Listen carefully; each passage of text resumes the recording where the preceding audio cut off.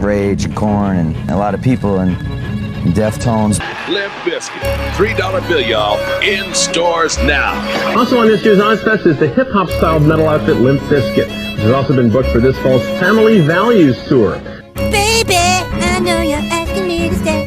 Say please, please, please don't go away. You say I'm giving you the maybe, you mean every word you say. These guys get to skip all that shit. They go on good tours like Limp Bizkit, Korn, and all that shit.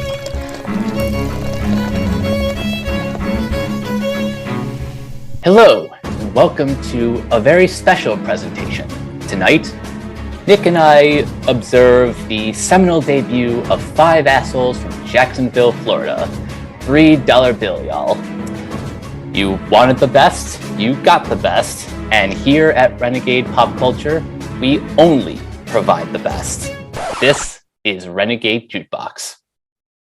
Hello, everyone, and welcome to the first in our new series, The Rise and Squall of Limp Bizkit. Whose bad idea was this? Mine. In this case, Mike, anything you want to say before we punish ourselves with what's coming eventually? Well, you know what? I'll say this. Usually on this series, as the intro just pointed out, we only deal with the best, but to appreciate the best, sometimes we have to look at the worst. Now, the good news is this debut record actually is one that holds up surprisingly well. Now, I'll be honest, before we started this project, I hadn't listened to this album in full. In fact, the only thing I knew about it was really the only thing that most people knew, that this is where Limp Bizkit's cover of Faith came from. And we'll talk about that more once we get deeper into the record. But Nick, let me start off with you. Do you have any history with this record? I was actually just going to start off with our history with this band, period, actually. So actually, yeah, that's a good place to start. My thing, actually, and just to kind of add to what you said shortly ago, I'm just of the attitude that, like, I don't really feel up to doing podcasts on just like any other record, really, unless I can like feel like I can add some kind of take that nobody else has said, or if it's something that I'm genuinely excited about. You know, it's just kind of like, yes, there's loads of amazing music coming out, but at the same time, it's like I also kind of feel like I want to add something different to the conversation. And the kind of the reason why I suggested doing a series on Limp Bizkit was largely because I feel like I can somewhat add something to the conversation with this, being to transition into my history with them. I grew up with this band. I grew up seeing all of their videos on MTV and Much Music growing up. So it's one part nostalgia, one part coming to terms with, yeah, I like this at one point. I'm kind of in the same boat in that Limp Bizkit has always kind of been a presence in, well, the late 90s, early 2000s rock and metal scene. So I also grew up with a copy of both, I think it was the 98 Family Values compilation and Significant Other. So yeah, while I haven't really kept up with all of the records, and to be clear, this series only goes up to Results May Vary.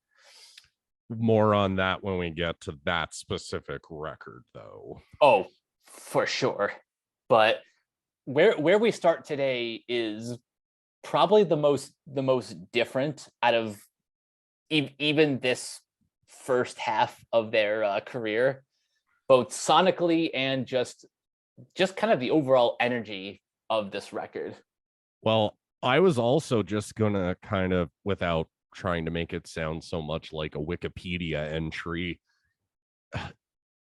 I really kind of find it weird how people try to be as cynical as possible about nu metal's existence, because when you really get into it, it's not so much a matter of if nu metal was going to become a thing, it would be when it would. Because I mean, you've got to remember in the 90s, this isn't going to be a podcast for people who just want to basically worship the feet of Nirvana. I mean, they weren't the only thing that happened in the 90s, guys, no matter what crappy HBO documentaries will tell you. More on that later. But no, the main thing for me with metal in the 90s is just that, one, yeah, glam wasn't a thing, but two, you had hip hop already being combined with metal at that point. You had Anthrax's cover of Bring the Noise and their original song, I'm the Man. You had Faith No More, specifically the song Epic. You had Rage Against the Machine. You had Pantera, and just how they could, like, Pantera could be a band that could go on tour with Morbid Angel, but don't play music that sounds like Morbid Angel. It was more just like Korn just took all of those sounds at that time and just kind of threw them in a blender, and boom, that's how you get a genre. Yeah. I mean, we can be cynical about it now, but I mean, if you really want to do your homework, it's also just to kind of transition back into talking about $3 Bill Y'all and the history of this band. It's really just a matter of time before somebody in the realm of nu metal was like, you know what, let's take what Korn did on their debut and just actually rap over it. Yeah, I think that sounds pretty accurate. And I'd be remiss if I didn't mention that the producer on this record, Ross Robinson, was recommended by Korn's bassist Fieldy. That's one partial truth that Wikipedia kind of gets wrong, because one part of Fred Durst's history, and I have a weird fascination with this band and their history, because this is how this man was a tattoo artist, kind of befuddles me, because apparently he tattooed both Fieldy and Head, and the Korn tattoo that he gave to Head literally says horn. So you can deduce whatever you want from that, really. But yeah, apparently it was at first the first demo that they gave Fieldy he wasn't really liking, but the second one that the band gave him, and I think it was, I don't even think DJ Lethal was in the band at this point. I think they were, House of Pain was just breaking up. So yeah, it was literally just like that last minute addition, DJ Lethal. But no, the demo that they gave to Fieldy was basically the one that impressed him enough to give it to Ross Robinson, and eventually his girlfriend convinced him to produce $3 Bill Y'all. So I guess you have Fieldy and Ross Robinson's girlfriend to blame, if you want to point fingers. Such a weird sequence of events. Yeah, that's the thing about Limp Bizkit, is just that you can say whatever you want about Durst, but he is a savvy businessman. Oh yeah, that he very much is. And he knows how to milk connections, and he's not, despite how he dresses for, current music videos and albums, but he's not a total boomer, and he's now not out of touch with things like technology. Like, he at least, seems like kind of up on it. But yeah, that's how we describe Limp Bizkit's history here, without just sounding like we're just reciting the Wikipedia page. So I say, how about we jump into this album? So do you want to start with the album art? Yeah, the album art is, it looks like someone's tattoo artwork. It looks like nu metal personified. Yeah, this album was a person, like, with all the scratchy looking parts on the guy. I don't even know who it's supposed to be. Is it some guy in Jinkos? I don't know, but it looks like nu metal and hip hop had a baby, and this was the result. Yeah, I can see that. From the like the facial hair, it looks like that's supposed to be Fred Durst, but it's not made clear at all. Yeah, no. And plus also to really describe the style of this record, just for newcomers or people who haven't heard it in its entirety, this is what I would describe as more on the heavier side of nu metal at this point, because we haven't really gotten to the butt rock phase of nu metal. We haven't really gotten to the grossness of like Crazy Town or Methods of Mayhem. This is more just, I could picture somebody going into a Hot Topic in the 90s going nuts if they saw a t-shirt of this album cover.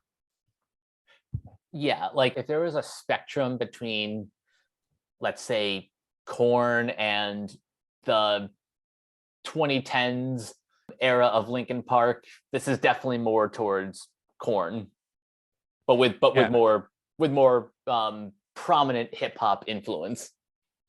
Yeah, because again, to really stress this to people, it wasn't just like it was some calculated record industry thing as much as we like to think about nu metal as being that. I mean, it didn't start out as that. It was something original and different at that point. So now we got to start talking about the music. So in this case, the intro. So it's Fred Durst being a preacher man talking about how Jesus came down and killed the Nazis, which is a subject I can relatively get behind, Sure.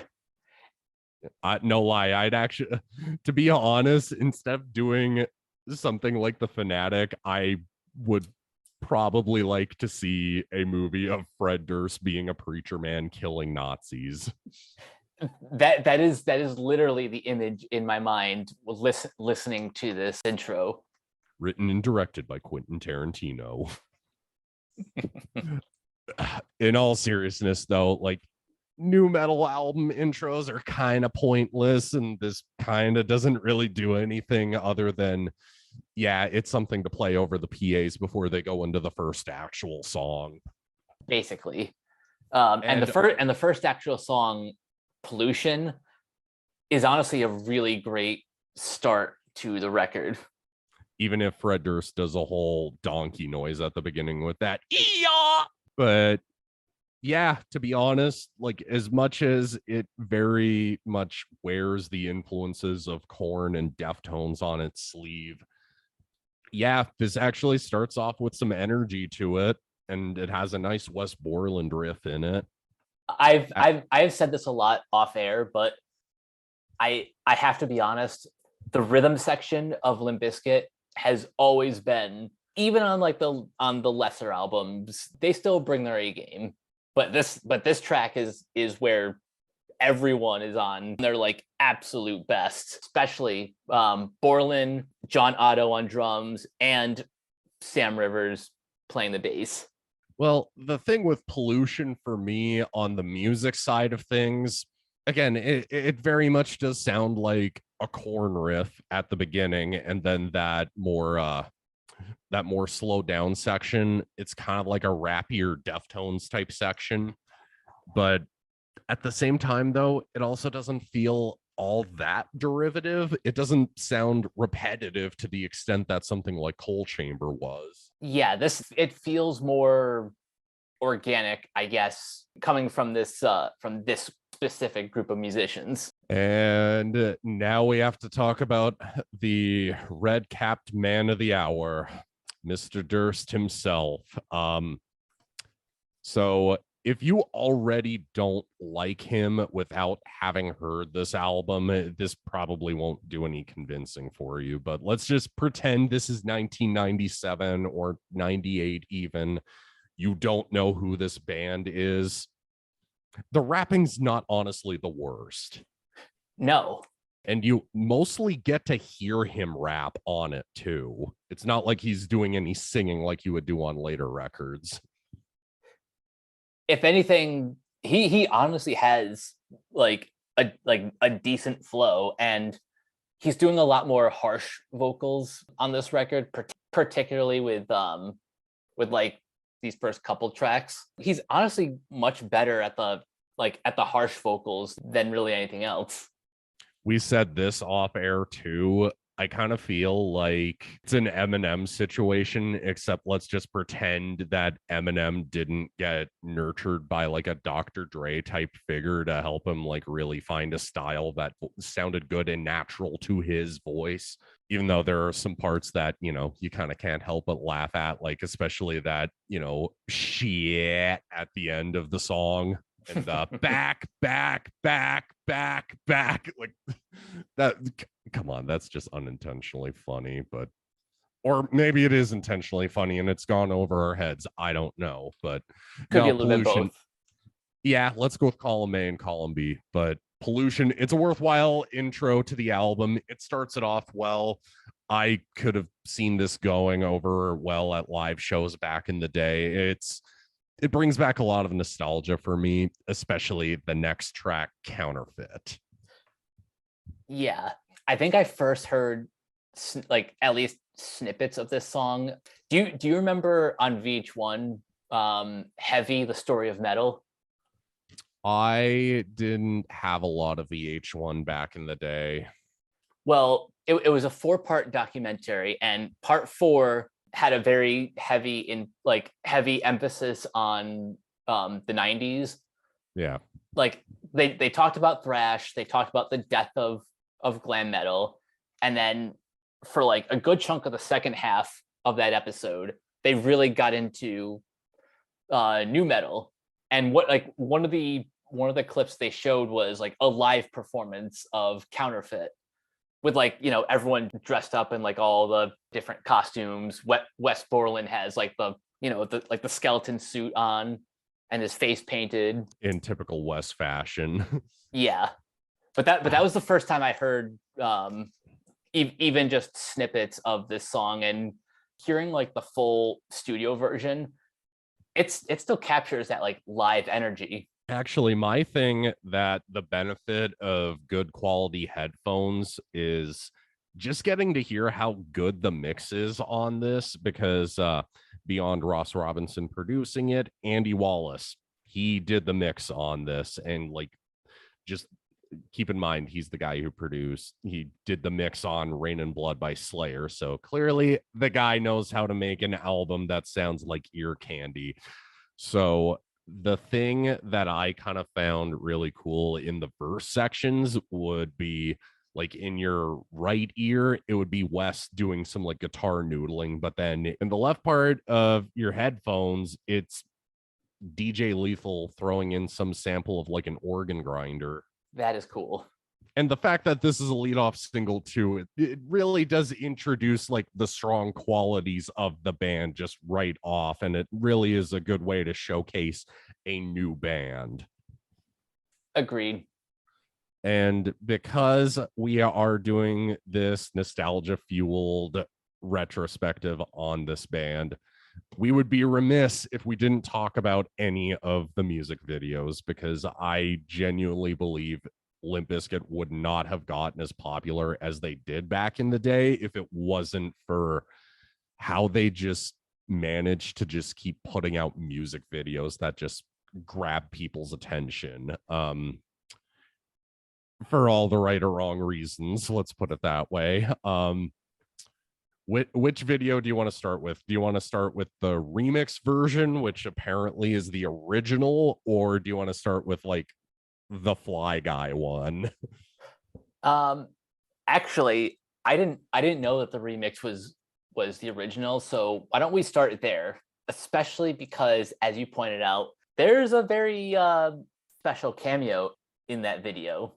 Oh, look, we might as well add this into the music video conversation and just add that Limp Bizkit really were the hip hop side of new metal. Was just that they got so many celebrity cameos, and we'll get to a lot of those in future episodes. But I mean, in the original version, which you can't really find it very well without having to go and look up the remix of it, which is the DJ Lethal guitar mix, which I don't even know if those are like live guitars recorded for it or if it's just DJ Lethal sampled part of Wes's guitar tracks and just said, okay, here's the song. Let's just add some scratching and some beats over it. But no, the original music video is so incoherent. 1 minute it's Wes Borland straight out of a 90s Marilyn Manson video,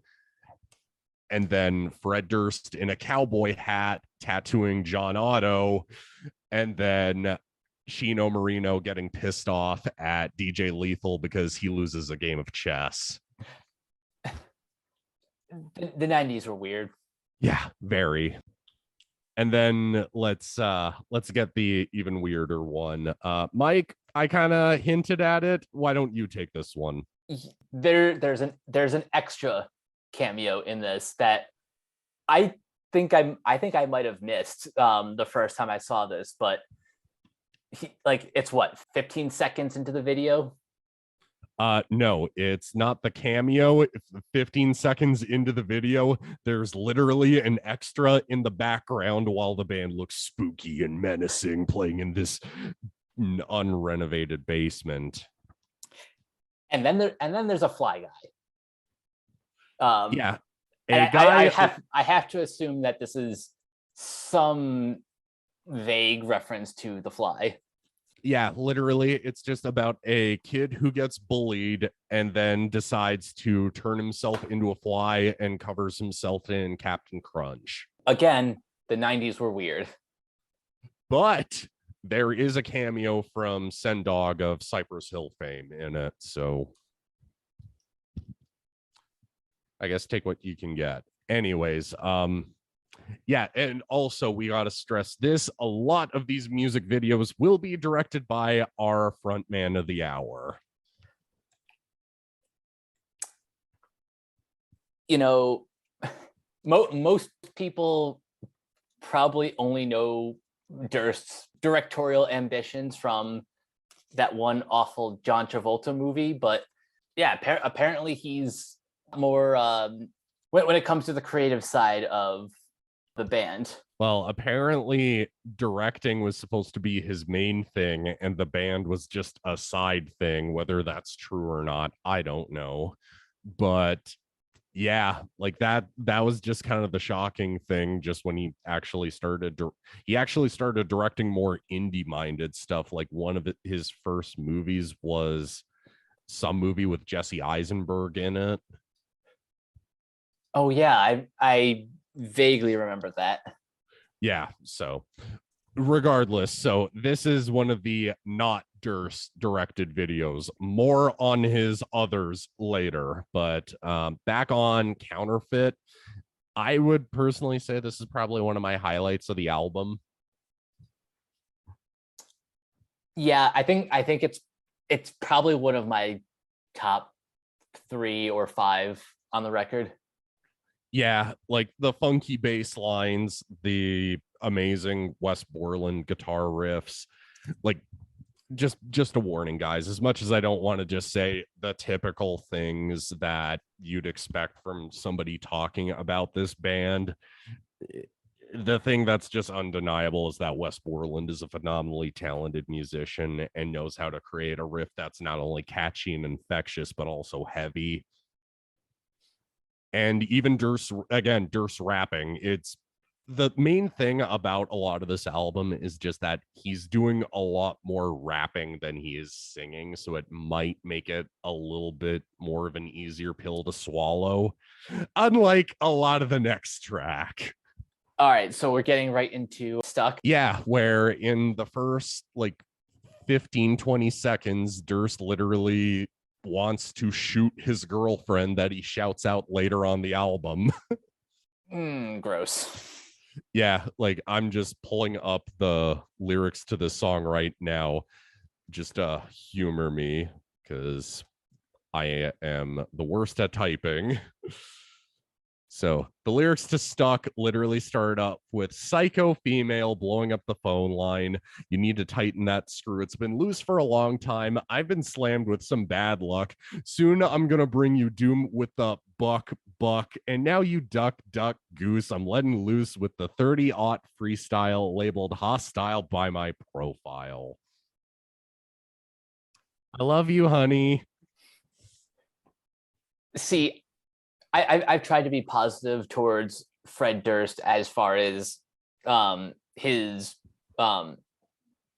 like rapping skills and his like his vocal ability, but I can't excuse the sexism in the lyrics. Yeah, because like it would be one thing if a track like this existed and then like maybe a track later, Lord forbid, maybe you even have it be a ballad and it's literally just like, oh shit, I'm actually the asshole here. You never really get that kind of dynamic. It's always just like, oh yeah, you want to play that game, bitch. Like even the music for me, I personally just even on a musical front, I kind of think this might be the worst song on the album. I'm not going to disagree with that. There are other songs I like on here better. Stuck just kind of exists. For me, like it has a cool enough of a bass line, but even when it gets heavy, it just sounds more just like mindless bulldozing. And this is coming from somebody who listens to grindcore, so take what you will from that. But I mean, no, this just kind of feel like even with grindcore feels more like structured chaos. This just kind of feels like we need to have a heavy section in this song. It just needs to sound like a massive thud. And yeah, it sounds like a massive thud, but more just because it's just kind of a clunker of a song. I think there's a better version of what they were going for with this track a little bit later. Yeah, it's a very sophomore high school I hate my girlfriend song, but just with no interesting dynamic. It's more just, again, he literally shouts her out like 8 tracks later on this album, and he's threatening to shoot her. And then literally on the next album, I don't typically like jumping ahead on these retrospectives too much, literally just ends up telling her, yeah, I was with you just for the sex. So yeah, Stuck. It's a thing.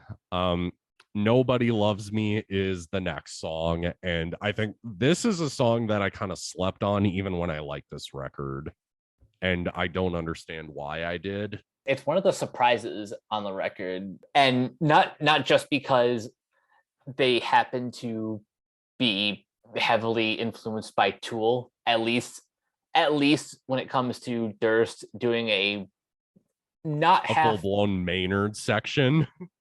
And honestly, it's not half bad of a Maynard impression.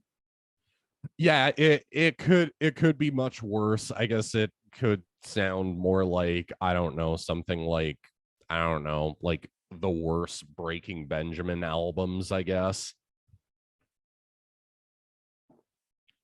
Which, yeah, those are a thing. But yeah, with Nobody Loves Me, at least it continues more the, I almost kind of wish it just followed up Counterfeit. Yeah, it Stuck really disrupts the flow of this record, and maybe that's the irony of that title track name. But you want to play that game, bitch? That no, Nobody Loves Me at least like has more energy, and again, it's more Durst rapping than he is whinging about bad girlfriends. We won't harp on this too much until much later, but one thing I kind of got to bring up, and I didn't even know this because I would always just kind of skip this. I would always just go look up more like the recent live performances back in the day. But no, big shout out to a lot of the Days of the New podcast. They were one of the inspirations for me to suggest this to Mike. So apparently MTV had a show called Isle of MTV that they'd air during spring break. And one of the bands, for whatever reason, and this is pre-Faith, they picked Limp Bizkit. What winds up happening, though, is Rebecca Romaine introduces all of these gorgeous half-naked women, and then all of a sudden, right as they're about to, not like a 5-second gap, literally mid-sentence of her introducing the band, just goes, "Shut up!" I'm like, Durst, how tone deaf were you to that entire series of events? That is, again, the 90s were weird, but a very specific weird. It's some grade A tone deaf. I don't really have much else to add to Nobody Loves Me. It is kind of a new metal song, but it's an enjoyable new metal song. It might be one of the tracks I actually kind of prefer, the live version. Both are really good. I just think listening to the song live, it does kind of have a little bit of a heavier energy towards it.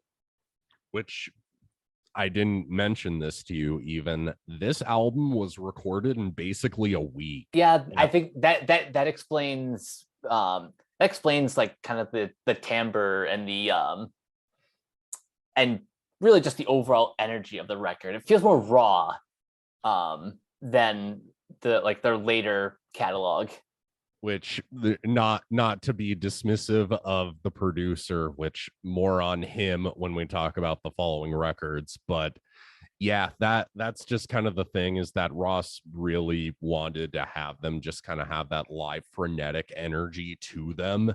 And I kind of just look back and go, okay, that's cool that you went for that, but you can also kind of tell what was written in the studio and what was, for better or for worse, what was actually written in the studio and what was actually like pre-written going in to record it. Oh yeah.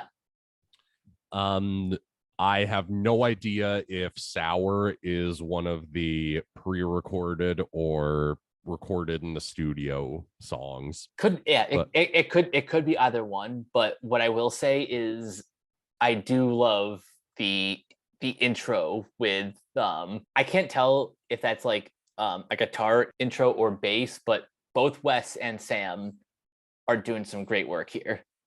So it is Wes doing the Bolanda opening riff. That's actually him just tapping. Like, Wes does not use a pick the entire like 3 or 4 minutes of this entire song. Oh, really? Yeah, it's purely Wes just going like, I'm gonna play without a pick on this song because I can. And because he could get away with it. It literally sounds like it could be like a Primus bass line. Which I know Primus is an influence on new metal, but I honestly kind of find it difficult beyond Sam and maybe Wes being like massive Primus fans, even with Durst producing Lacquerhead off of Primus's album Antipop. But it seems like they specifically are the ones most influenced by Primus. Yeah, and on the musical front, yeah, what can we say? It's a cool West riff. The band is basically just kind of popping off. Like even DJ Lethal, we're not going to overhype him or underhype him really, but let's just put it this way. As big Slipknot fans, yes, it kind of takes the cake, but in terms of like other new metal DJs, he kind of trumps them all. He does. Like I don't get, because he said this in interviews when I watched things like Metal Evolution or like some of the MTV interviews back in the day, but I can't really picture him being kind of the Tom Morello of the band, wanting to do guitar stuff on a turntable. But this is more just like the scratching actually helps the chorus kind of pop off. But then we get to the lyrics. And as much as I really just kind of don't want to just go for low-hanging fruit going, lyrics on a Limp Bizkit song not being great, what a shocker. But this is another Durst bad relationship gone wrong song. What I'll ask you is this: since if you guys have ever seen the music video, it's pretty much like the narrative version of the lyrics. Oh yeah, that's one thing I do kind of find annoying about Durst is when he literally gets asked the meaning of any of these songs. It's literally him just saying the chorus and just saying that's the meaning. Way to say a whole lot of nothing while saying a lot, Fred. No disrespect, because I posted about the Netflix Woodstock documentary, and he actually was cool enough to leave a comment on it. So, you know, cheap jokes are cheap jokes, and that's all they're kind of meant as. I'm not just trying to take cheap shots for the sake of taking cheap shots. Yeah, no, we're going to be as fair as we can. And plus, kind of what going off of what I was kind of saying earlier and what Mike was saying earlier about how regarded Fred Durst really is, just kind of in hindsight, I guess, and just that's kind of why I wanted to prelude into all of this with our whole new metal bargain bin episode we did. I kind of couldn't help but go like, man, there was a lot worse than Limp Bizkit, but they took the most heat. And even like nowadays with, you know, shitheads like Franz from Attila or Frankie from Amir, or to a more like extremist degree, Tommy Vexed. No, Fred Durst was not the worst. He may come off as annoying, but that's more just like his public persona, where behind the scenes he's probably more reserved.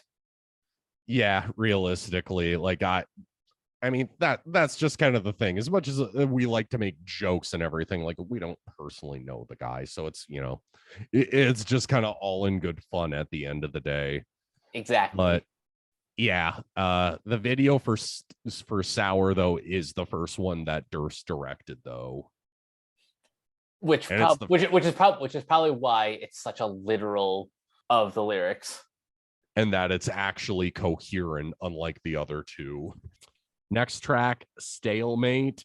This is one I rarely, if ever, come back. It has cool enough of an intro, though, but at the same time, beyond the intro, it doesn't really do much for me. I'm kind of the opposite in that this is the one I see myself coming back to a little more often, just because it at least tries to do something like interesting. Like in some way, it feels like it's like two different musical ideas at once, with like the second half kind of a different tempo, and I find the second half a little bit more interesting.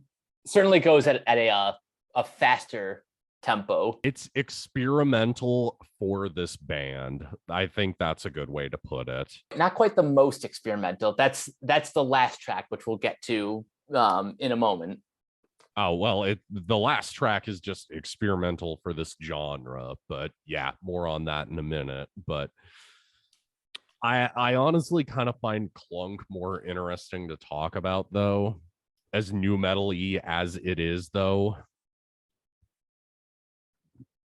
I mean, it literally just starts with like a funkier lower end bass line and then just cuts into the DJ just right as it just starts riffing away.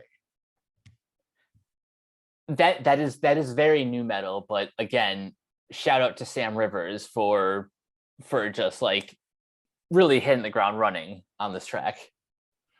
Yeah, even John Otto more towards that middle section where it just gets more like hip hop oriented, and Durst is like full blown more traditionally rapping rather than trying to sound like the front man for a new metal band. It's not unconvincing. It's at least something I can at least sonically get behind to a degree.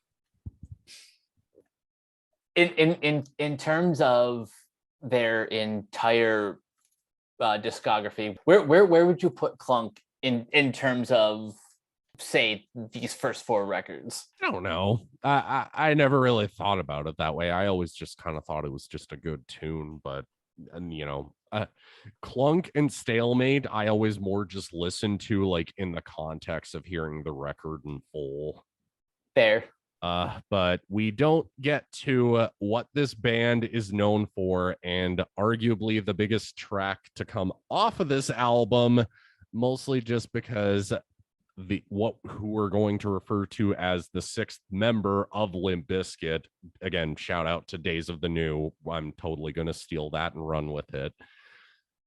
MTV played the shit out of this. Much Music played this to death when I was a kid. And also, weird enough, Mike, what little research I did in preparation for this, but George Michael has never really given his take publicly on Faith, even before his death. I don't think I've ever really heard his thoughts on this. There's like a brief blurb on the Wikipedia page that like that George Michael hated Limp Bizkit doing this cover, but then there's like another quote that kind of contradicts that. Yeah, so we never really got any word from the horse's mouth ultimately, so take what you will from it. But no, that's the thing about the Faith cover, is just that literally it was just a last minute choice to be a single, and it was just kind of a joke. As most metal covers are.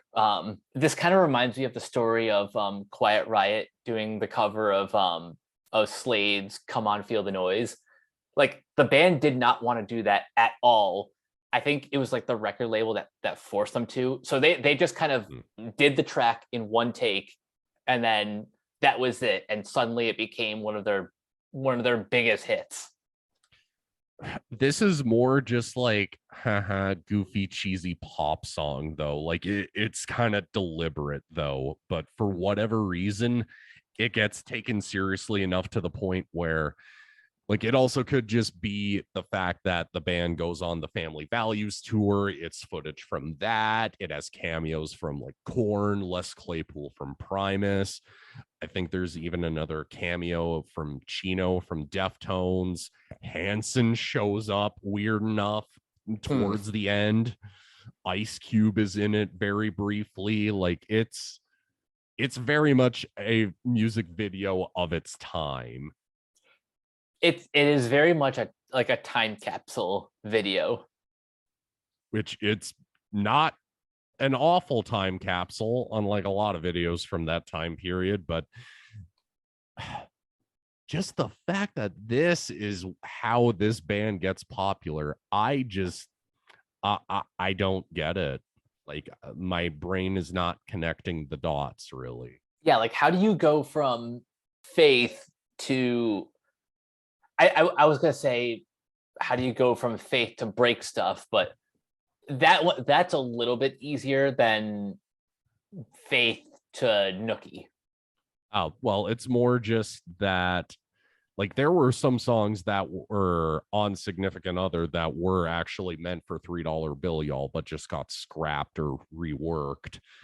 But like, even Break Stuff was kind of written during this time period. No official confirmation other than setlist.fm, really just going like, hey, this is when they debuted it live.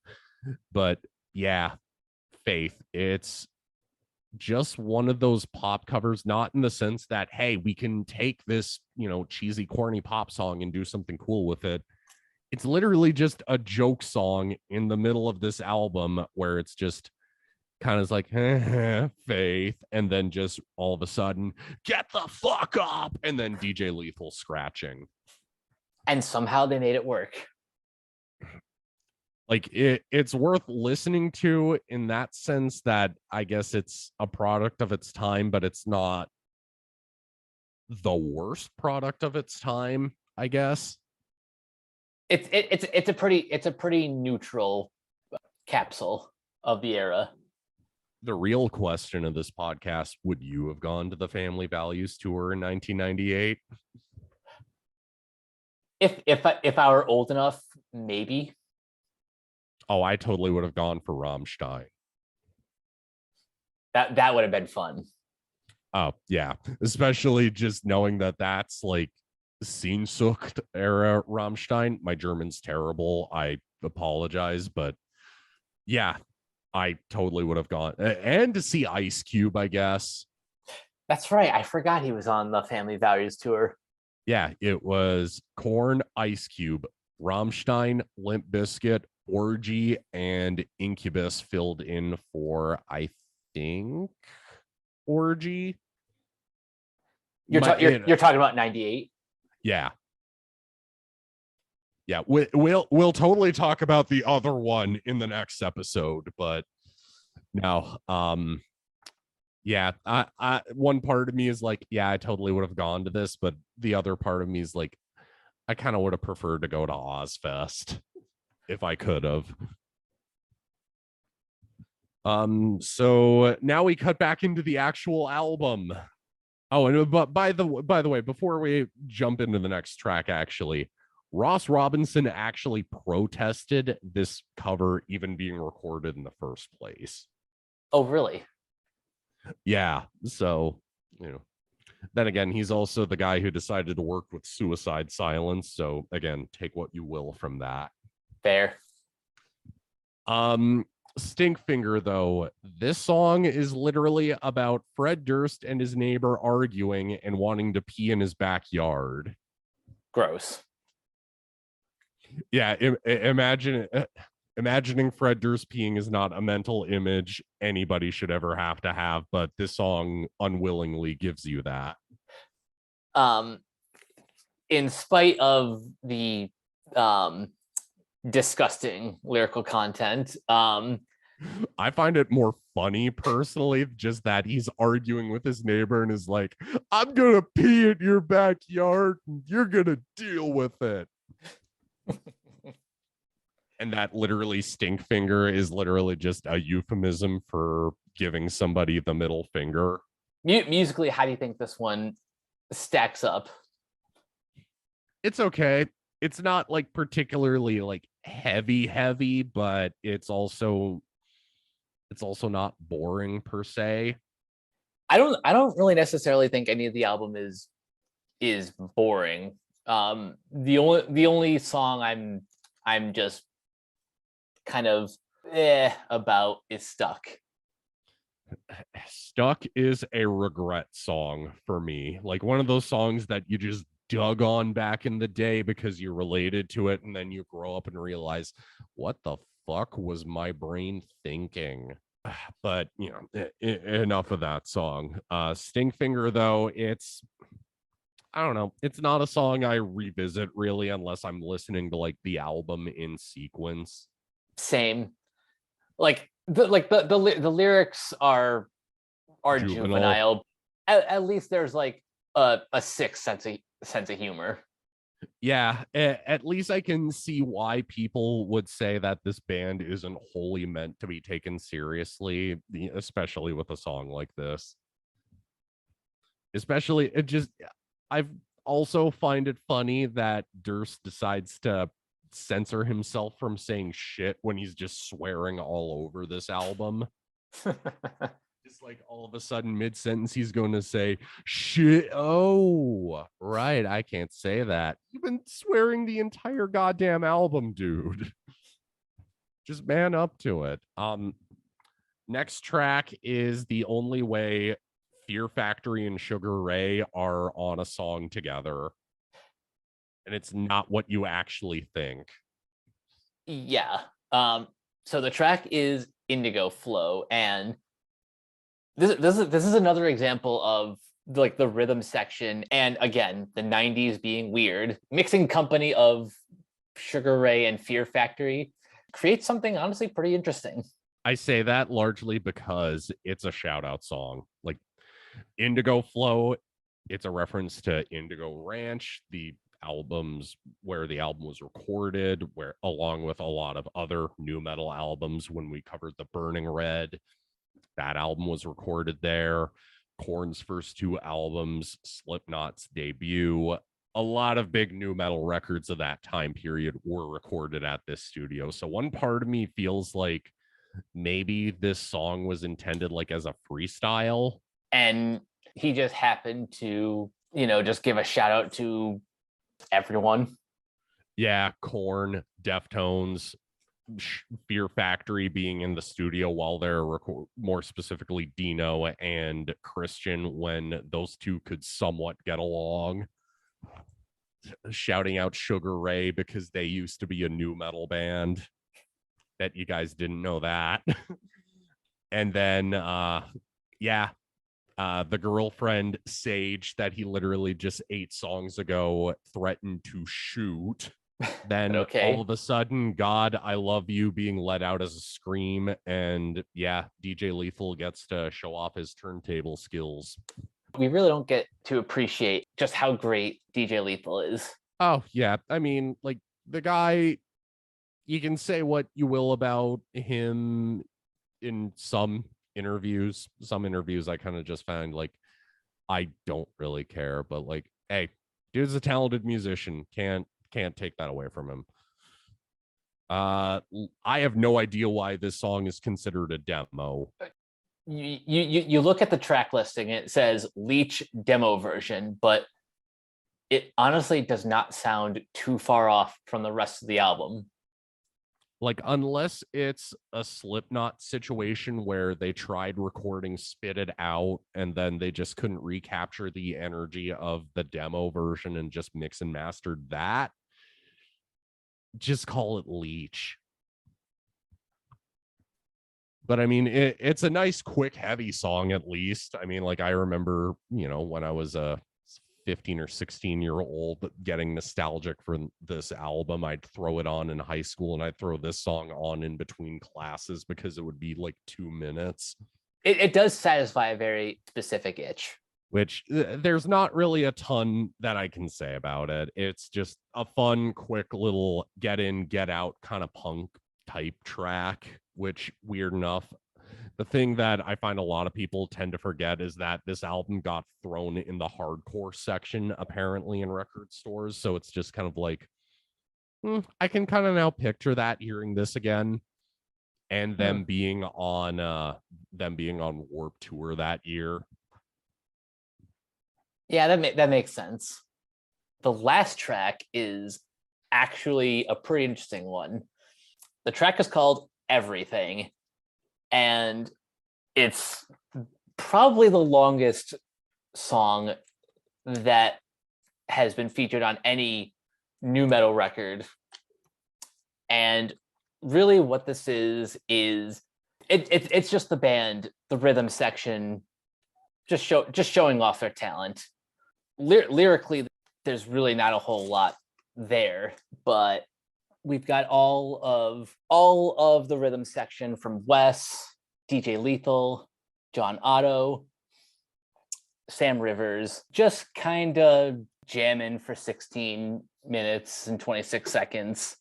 And honestly, it's one of Limp Bizkit's best songs, and I say that completely unironically.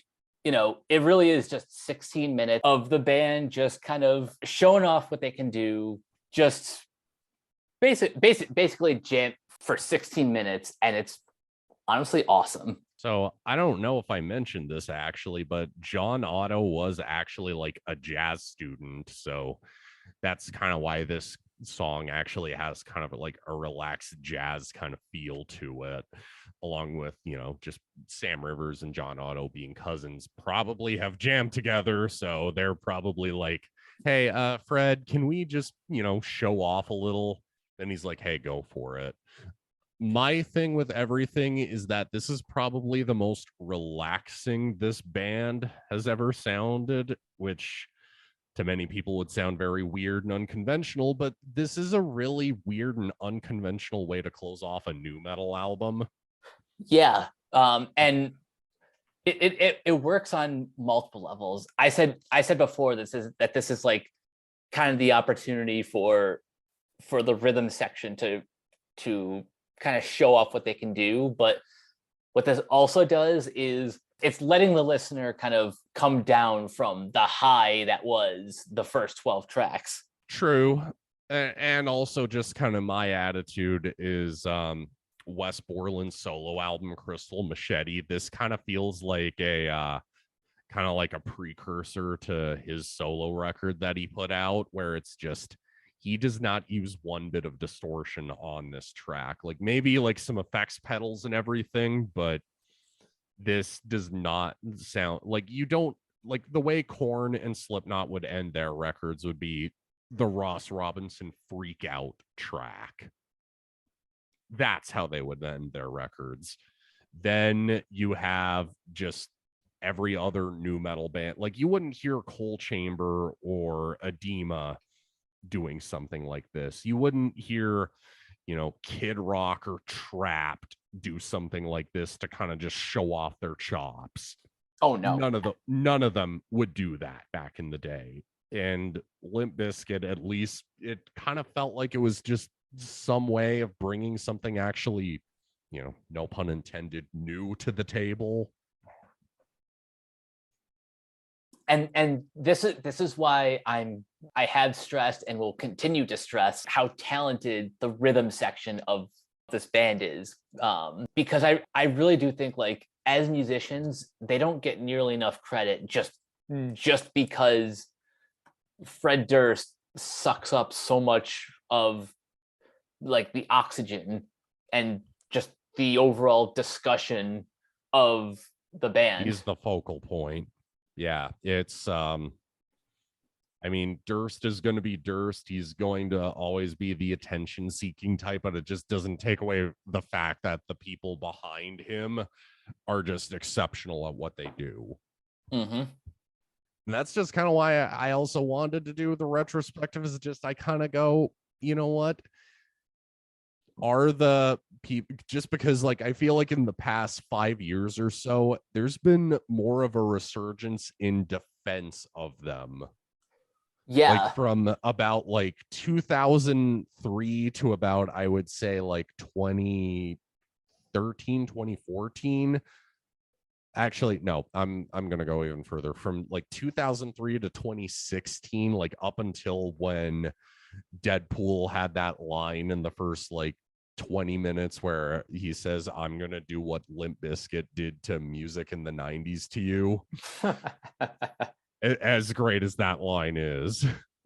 But no, it just from that time period of like 2002 to about 2016, like these guys were arguably like one of the most hated bands on the and they've evolved beyond that to actually becoming inducted into the Legacy Hall of Fame, where bands, they start off hated, but then 10 plus years later they start to turn a corner.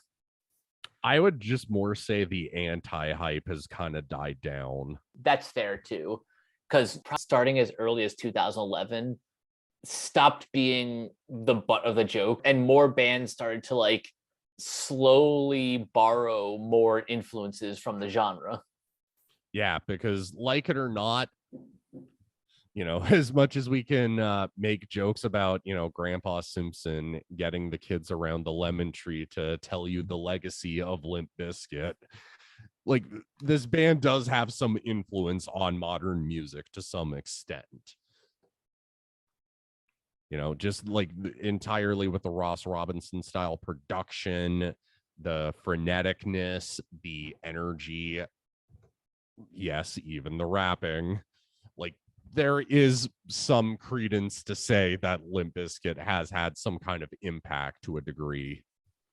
Oh yeah, their influence can certainly be felt.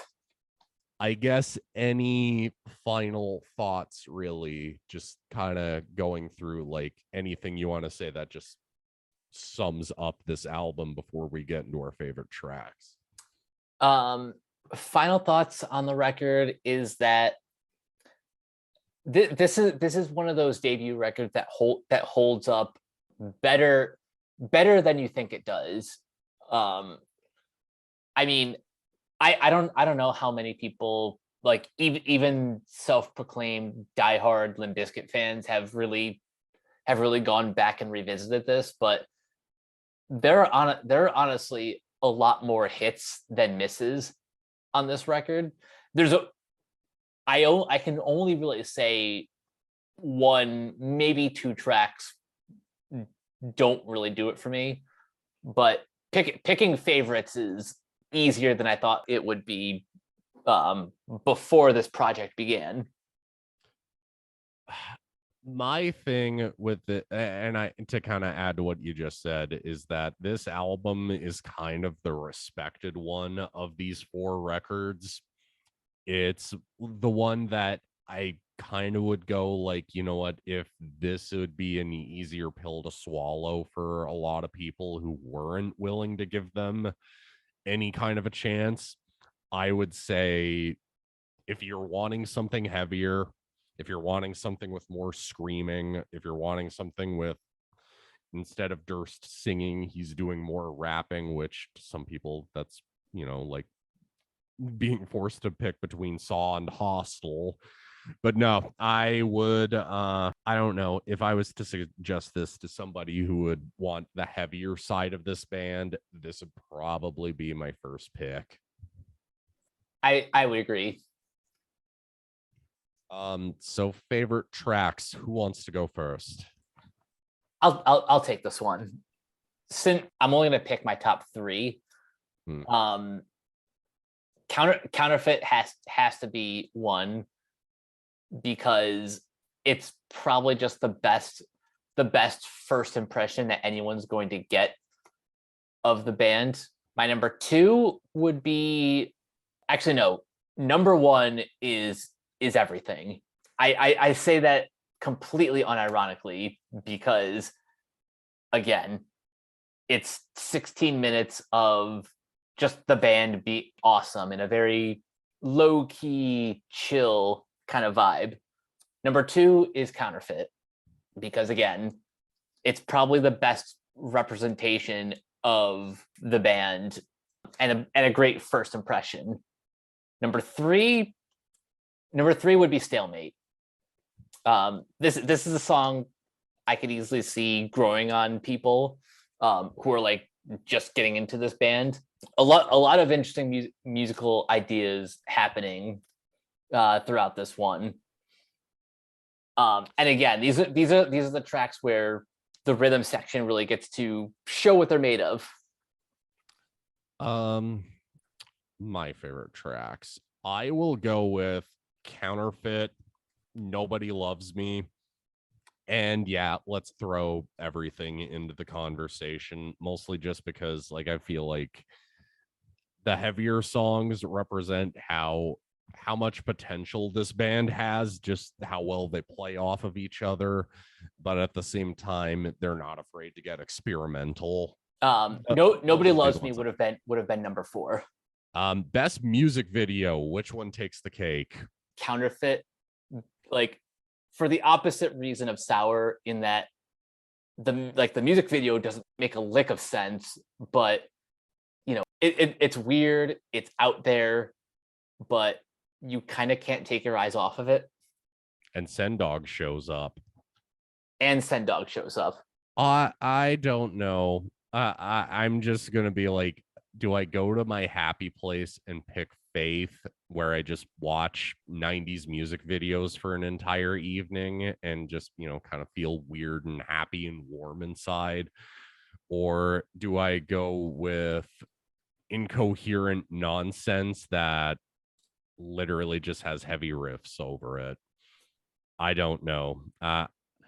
These wouldn't be like the top tier videos for me if we were doing like a music video ranking, which no, we will not be doing. But no, without any music videos from this band, I don't think they would have gotten as popular as they did.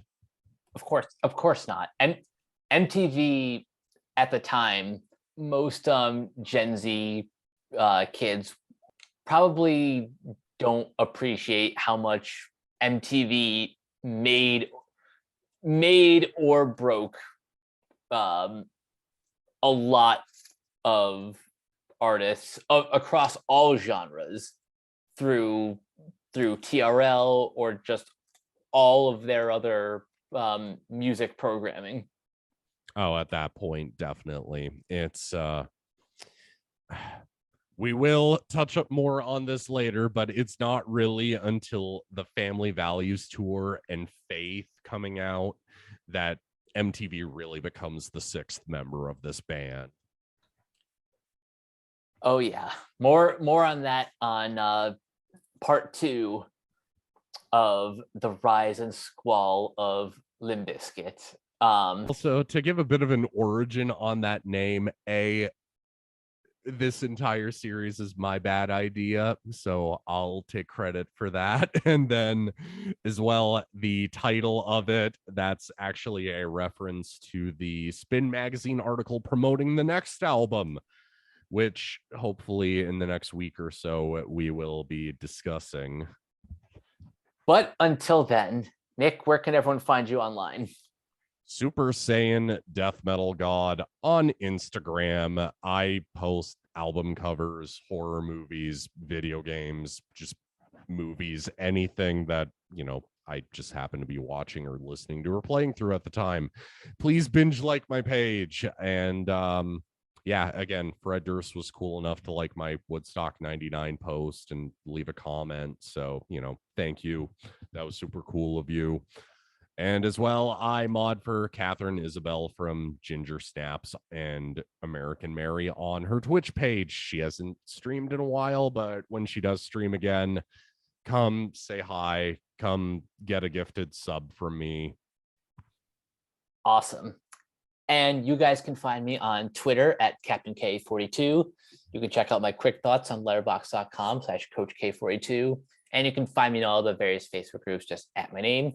You can check out Renegade Pop Culture on Facebook and Twitter at Ren Pop Culture. You can also find us on YouTube, on Podchaser. Listen to all of our podcasts on Anchor, Spotify, Apple Podcasts, etc. And last but not least, everything can be found at renegadepopculture.com. Need to escape? So do we. That'll do it for this episode of Renegade Jukebox. We will catch you guys later. Peace out.